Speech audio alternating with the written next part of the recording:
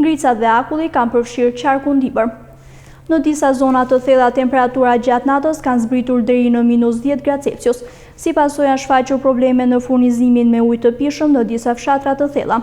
Të bllokuara nga bora mbetet fshatrat në njësitë administrative Lur, Kala e Dodës, Muhur, Selish si dhe disa fshatra në njësitë Trebish dhe Ostren. Në këto zona trashësia e borës arrin në mbi 40 cm. Prezencë e madhe e bore dhe akulli raportohet në rrugët rurale. Bashkitë Dibër dhe Bulqiz janë në terren dhe po punojnë për hapjen e akseve rrugore, ndërkohë ura e Qerenecit në aksin Qerenes-Librasht është e pakalueshme për qarkullim. Sa i përket lëvizjes në akset kryesore, Peshkopi-Tiranë, qarkullimi kryhet pa zinxhir, Peshkopi-Kukës, qarkullimi kryhet vetëm me zinxhir. Probleme janë raportuar edhe në zonën e Martaneshit, ku bora dhe ngricat vijojnë të vështirësojnë lëvizjen. Edhe në akset Zaldar dhe Zallreç, rrugët kanë qenë tërësisht të bllokuara për disa orë nga rrëshqitja e shpatit të malit në njësinë administrative Zallreç.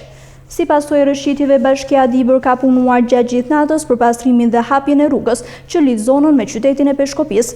Paralelisht vijon puna edhe për hapjen e rrugëve në njësinë administrative Slov. Rreshtet e dendura të borës kanë shkaktuar vështirësi të mëdha, veçanërisht në fshatrat e thella, ku trashësia e borës në disa zona ka kaluar mbi 40 cm. Autoritetet vendore janë në terren dhe po punojnë për normalizimin e situatës. Po ashtu edhe në aksin Herebel-Peshkopi ka patur shembje dherash, i cili është bërë rrezik për bllokimin e qarkullimit. Aksi rrugor Herebel-Peshkopi, ndërtuar vitin e kaluar si pjesë e lotit të tretë të rrugës së Arbrit, rrezikon të bllokohet.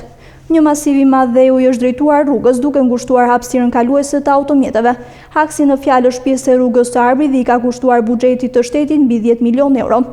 Projekti është financuar nga RSH-ja dhe zbatuar nga Gjoka Konstruksion me nën kontraktor Selami SHPK. Ky segment rrugor ka përfunduar në zgjedhje të vitit të kaluar, ndërsa shpesh ka shfaqur problematika të ndryshme për banorët që jetojnë përgjatë tij.